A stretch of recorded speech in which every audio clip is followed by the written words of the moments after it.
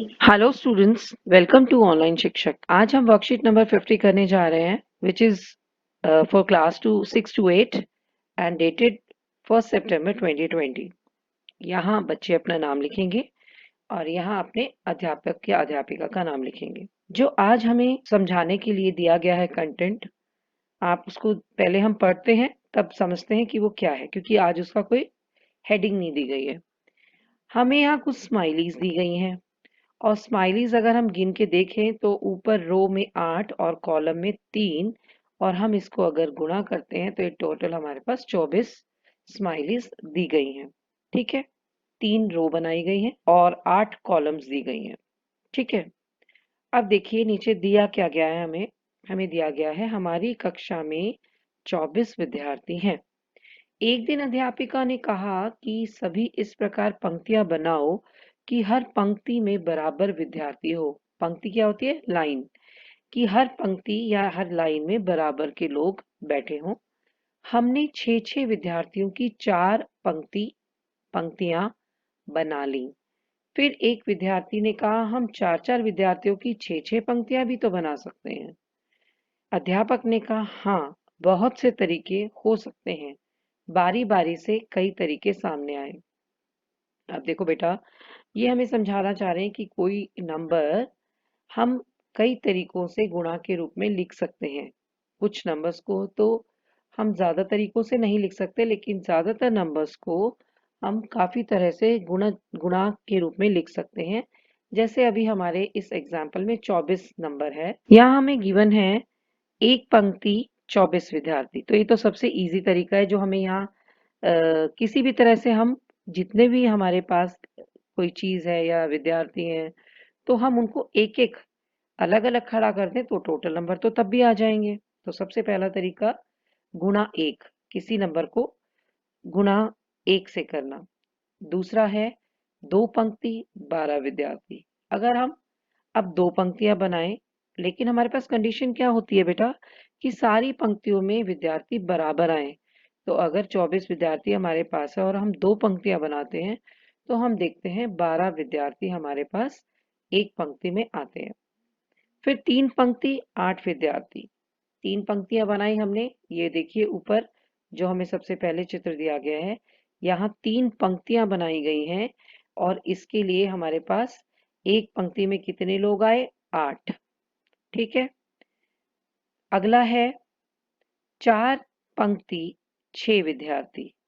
आप यहाँ देखिए इस वाली पिक्चर में, जो ये पिक्चर दी गई है इसमें 4 पंक्तियां हैं, 1 2 3 4, और हर एक में कितने विद्यार्थी आए? 1 2 3 4 5 6। तो हमें 24 पूरा करने के लिए अगर हम हर पंक्ति में 6 विद्यार्थी खड़े करते हैं तो हमारे पास पंक्तियां आती हैं 4।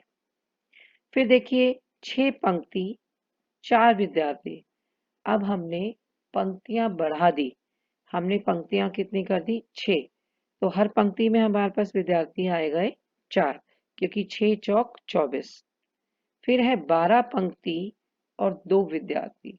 अब हमने क्या किया कि पंक्तियों की संख्या और बढ़ा दी, 12 कर दी। तो हर पंक्ति में कितने विद्यार्थी हुए? सिर्फ 2, क्योंकि 12 दूनी भी 24। तो इस चीज से हम क्या जानते हैं बेटा कि 24 को लिखने के क्या क्या तरीके हैं। 24 एकम 24, और 24 को 1 से भाग करो तो भी 24 आएगा हमारे पास। 12 दूनी 24, तो यानी कि 24 को हम 2 से भाग करें तो 12 आएगा, और अगर 24 को 12 से भाग करें तो 2 आएगा। अगले में देखिए 3 अट्ठे 24, 3 गुना 8 24। तो 24 को 3 से भाग किया तो आ गया 8। और इससे अगर हम दूसरी तरह से देखें तो 24 को अगर हम 8 से भाग करेंगे तो हमारा उत्तर रहेगा 3। 4 गुना 6 24, 4 को 6 से गुना करने पर 24 आता है। तो 24 को 4 से भाग करो तो हमारे पास उत्तर आएगा 6। तो अब हमने चीजें देखी कि 24 किन किन को गुना करके आता है।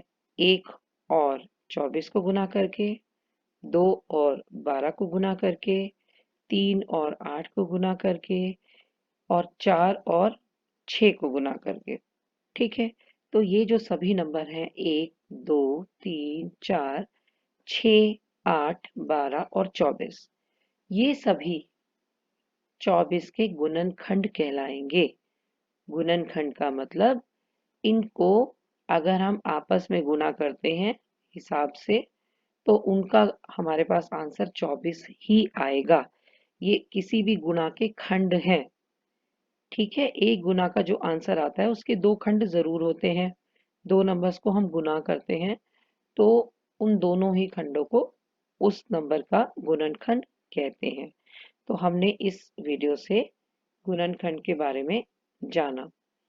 देखिए, हम किस किस तरीके से फिर से देखिए लिख सकते हैं गुणनखंड। यहाँ पर दिया गया है 24 को 8 गुना 3। इसका मतलब दूसरे अर्थों में क्या हुआ? 24 को 3 से भाग करेंगे तो 8 आएगा, 24 को 8 से भाग करेंगे तो 3 आएगा। ठीक है, आगे और इससे अगला देखिए, 24 को 12 से भाग करेंगे तो 2 आएगा और 2 से भाग करेंगे तो 12 आएगा, और हम 12 और 2 को आपस में गुना करेंगे तो 24 हमारा उत्तर रहेगा। ठीक है, इसके अलावा यहाँ पर देखिए 24 को हम लिख सकते हैं 6 गुना 4, जिसका अर्थ है 24 को 4 के भाग करने पर 6 उत्तर आएगा और 24 को 6 से भाग करने पर 4 उत्तर आएगा। सब बच्चों को समझ में आया होगा। ठीक है, अब हमें कुछ और संख्याओं के गुणनखंड निकालने हैं जो हमें दी गई है। तो पहला नंबर दिया गया है बच्चों 42। तो आप जरा गौर से याद कीजिए ध्यान से कि 42 किन किन नंबर्स के टेबल में आता है। जो नंबर है सिंगल नंबर 1 वो सभी के टेबल में जरूर आता है। मतलब कि 42 को आप 1 से गुना तो जरूर कर ही सकते हैं, जो कि नंबर खुद से आंसर आ जाता है। उसके अलावा अगर किसी भी संख्या के अंत में 0, 2, 4, 6, 8 हो तो वह हमेशा उसका एक गुणनखंड 2 भी होता है, क्योंकि वह संख्या सम मानी जाती है और सम संख्या का मेन फीचर होता है कि वो 2 से विभाजित हो सकती है। तो कोई भी सम संख्या का एक गुणनखंड 2 जरूर होगा। समझ में आ गया सभी को? अब उसके अलावा अगर हम ध्यान से देखें तो सबसे इजी इसका गुणनखंड जो हमें नजर आते हैं वो है 6 गुणा 7। 6 सत्ते 42 आपने पहाड़े बोले होंगे तो आप इस तरह से बोलते होंगे। तो उनमें उनके दो गुणनखंड आ गए 6 और 7। तो अभी तक हमने इनके गुणनखंड 42 के निकाले हैं, 1, 2, 6 और 7। अब अगर आप मन ही मन भाग करके देखेंगे तो पाएंगे कि 3 के टेबल में भी 42 आता है। ठीक है, और कितने नंबर पर आता है? 14 नंबर पर।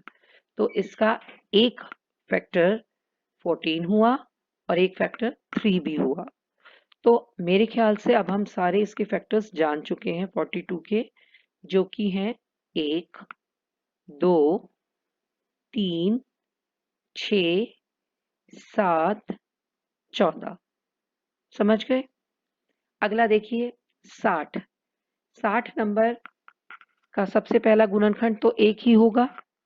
उसके अलावा जो मैंने आपको पहले बताया था कि सम संख्या अगर कोई है तो वो 2 के पहाड़े में जरूर आती है या 2 से विभाजित हो सकती है। तो इसका दूसरा गुणनखंड है 2। अब इस नंबर से हम एक चीज और समझेंगे कि जिन नंबर्स के एंड में यानी कि इकाई के अंक पर 0 होता है हमेशा वो 10 के पहाड़े में जरूर होती हैं, यानी कि दूसरे शब्दों में वो 10 से भाग हो सकती हैं। ठीक है, तो एक चीज और आ गई हमारे पास कि इसका एक गुणनखंड है 10, और 10 से अगर हम इसको भाग करते हैं तो हमारे पास आंसर आता है 6। 10 गुना 6 बराबर 60। तो दूसरा इसका एक और गुणनखंड हुआ 6। तो अभी तक हम इसके जो गुणनखंड जान चुके हैं वो है 1, 2, 6 और 10। अब अगर आप आगे आगे इसको हम और भाग करते जाएंगे नंबर से, 3 से भी ये पूरा डिवाइड होता है 20 पर, तो 3 और 20 भी इसके गुणनखंड हैं। 4 से अगर हम इस संख्या को भाग करते हैं तो यह 15 पर पूरा विभाजित हो जाता है, तो 4 और 15 भी इसके गुणनखंड हुए। 5 से अगर हम भाग करते हैं बच्चों तो ये 5 से भी भाग होता है 12 पर, तो 12 और 5 वो भी इसके गुणनखंड हुए। और इससे भी अगर हम आगे बढ़ते हैं तो हम इसको अगर 30 से विभाजित करें तो ये 2 पर विभाजित होता है 30 से, ठीक है। तो 2 और 30 भी इसका एक गुणनखंड हो गया। तो कुल मिला के हमारे 60 के जो गुणनखंड हैं वो हैं 1, 2, 3, 4, 5, 6, 10, 15, 20, 30 और 60 खुद, क्योंकि कोई भी नंबर अपने ही खुद से विभाजित जरूर होता है। तो इसके हमें गुणनखंड पता चल गए। अब हम अगला नंबर देखते हैं 55। 55 ये नंबर है और इसके इकाई के अंक पर है 5। तो ये विषम संख्या है। तो अगर हम, जैसे हमने आपको पहले बताया था कि सम संख्या का मेन फीचर होता है कि वो 2 से विभाजित होती है, परंतु ये विषम है तो 2 इसका गुणनखंड नहीं रहेगा। तो इसका गुणनखंड एक तो हमें स्पष्ट दिखाई दे रहा है कि 5 इसका गुणनखंड है। अगर हम इसे 5 से भाग करते हैं तो यह 11 पर विभाजित होता है। तो इसके दो गुणनखंड हमारे पास आए 5 और 11। तो बेटा इसके आगे और कोई गुणनखंड नहीं है 55 के। इसके कुल गुणनखंड हुए 1, 5, 11 और स्वयं 55। चौथा देखिए 47। मैंने आपको शुरू में बताया कि कुछ नंबर काफी सारी संख्याओं से विभाजित हो जाते हैं, मोर देन 2, लेकिन कुछ नंबर्स ऐसे भी होते हैं हमारे पास जो सिर्फ 1 से विभाजित होते हैं या स्वयं से विभाजित होते हैं और इनको अभाज्य संख्याएं कहा जाता है। तो जो हमारे पास ये नंबर है 47, ये भी वही एक नंबर है जो सिर्फ एक या अपने आप से, यानी कि 47 into 1 is equal to 47। तो ये सिर्फ अपने आप से और एक से विभाजित हो सकता है और इसको हम अभाज्य संख्या कहेंगे। लास्ट नंबर हमें दिया गया है 98, जो कि एक सम संख्या है क्योंकि इसके इकाई के अंक पर 8 दिया गया है।